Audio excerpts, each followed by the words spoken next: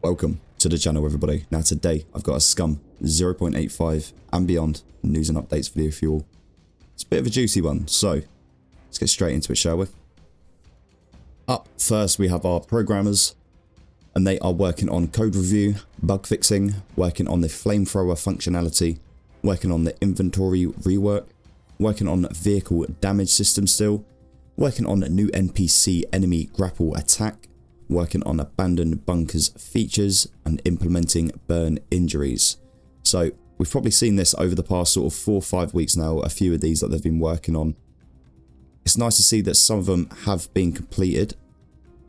Obviously the vehicle damage is going to take some time, I believe, to come in, but there is some good news on vehicles which we'll get into in just a second, which I think a lot of players will be happy about. Just on programmers note though, one thing to notice here is the new NPC enemy grapple attack, which I believe is going to introduce some sort of melee combat with these new NPCs grappling you and then having some sort of way of releasing yourself from that grapple attack. If not, then you'll succumb to whatever death they bring to you, I guess. It'll be nice to see where these new NPCs go. If we have some sort of rework with the puppets that we have as well, it would make sense to do so, but we'll just have to wait and see on that front. Obviously the burn injuries will be coming in alongside the flamethrower functionality, I believe, and there's some more news on this also, which we'll get into in just a moment. Obviously working on abandoned bunkers features, there's a lot of work going into these at the moment, so I can't wait to see what they do with them. Next up, we have level design. So working on a new bunker interior, working on new bunker assets, working on new bunker collision boxes, optimizing abandoned city atlas and distant LODs, and bug fixing. So again, a lot of work going into bunker work, a lot of work still going into that city atlas, distant LODs, and again, a lot of bug fixing. Other than that, the level design is probably staying the same over the coming weeks. It's going to probably focus a lot on these bunkers. A lot of the programmer's job is probably going to be a lot to do with NPC designs, this sort of stuff. It's getting ready for 0.9's release. But moving on, we have the art team. So art team are working on metahuman faces for the new trailer, which we saw last week. Bug fixing, working on new trailer animations, working on trailer characters, adjusting icons, working on the N249 model, working on burn treatment gel item model. So this will probably come in again with the flamethrower functionality and the new burn system that will be coming in also. Adjusting the pickup truck to the modular vehicle system. So a big one here that I think a lot of players will be happy to hear, that the pickups are going to be coming back soon in a modular system, which will be amazing. I know there's quite a few people, especially that I've seen, that just ask for the pickups. That is one of the main vehicles that I think a lot of players are asking for, other than the planes. Personally, I'd like to see planes and craftable rafts come back first, in my opinion. Personally, I'd like to see craftable rafts come back in now, but I don't think this is an option. Again, we're going to have to wait for some more news on vehicles, but for now, I think that's a little bit of good news for quite a lot of players that have been waiting for the pickup trucks or news on the pickup trucks. Other than that, they've got working on new enemy NPC animations, adjusting clothing to the new male models. So we know NPCs, male models, we know bunkers and abandoned bunkers are going to be coming into 0.9. So again, a lot of this work will be revolving around that new update. So other than that, we have our sound team, and they are again just working on a lot of bug fixing. This was the same last week, so it looks like the sound team are just working hard on bug fixes at the moment, trying to get those mixers and those audio levels correct by the sounds of things. So not a lot going on with them, but we can move on now to QA CM, which again will stay similar each week.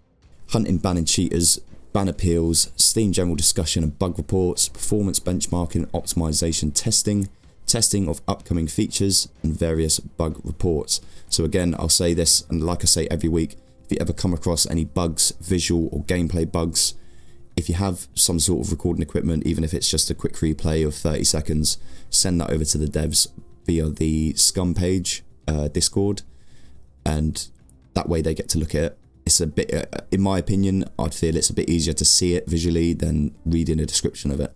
So if you have that sort of software, then obviously try and do that, because it will help them just get a broader picture, and then all these bug reports make a bit more sense also. So moving on to the design team, we have setting up new items, setting up vehicle damage perimeters, setting up burn damage perimeters, and started on XP gain rebalancing. So there's a lot of work here in terms of quality of life, really, because we're going to get vehicle damage perimeters done, which then means vehicle damage system will hopefully come back into the game onto modular vehicles, and then we'll see a lot of these modular vehicles coming back, because as we know, we've seen a boat, we've seen the cruiser bike, we've now just been told of the pickup trucks, we know of the aeroplanes. There's at least 4 vehicles right there, sorry, 5 including the ATV. If you include all these 5 vehicles, they are near enough ready to come back into the game. They're just waiting on this vehicle damage system to be finished. And as soon as they are, we should see a nice influx of vehicles coming back. So again, have a bit of time, patience with the devs. We can see that they're hard at work trying to get this done. And once it's done and comes back into the game, it's just going to improve the vehicles so much that it's going to be worth the wait for it. Other than that, we've got some new items coming in. Not quite sure what they are, or do we? Because we have a photo here of the M249, which we know is going to be coming in.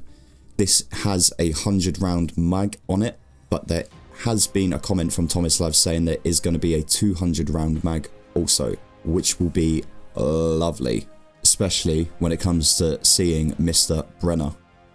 And talking about Mr. Brenner, we had some images of him and some lore behind it also, which we'll go through right now.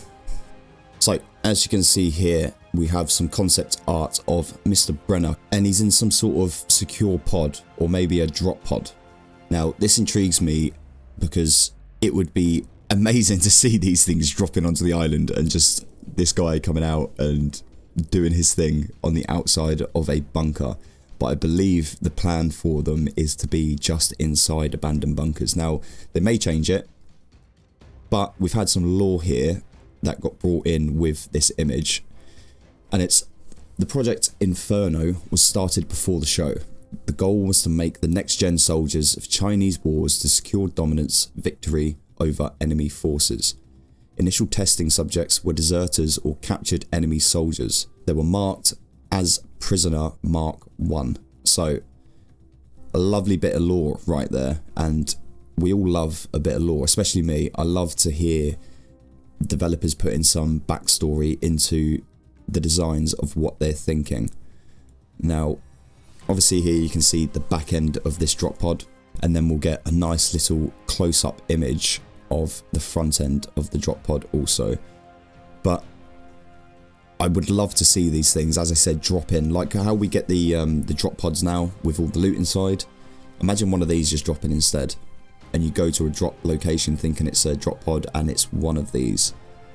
Now I for one would think that would be an amazing little addition to the game, but again, having these things roaming around freely on the island is just going to cause so much trouble. So again, it would be nice to see where they go with these, but we're going to have to wait on a little bit more news just to see what they're thinking.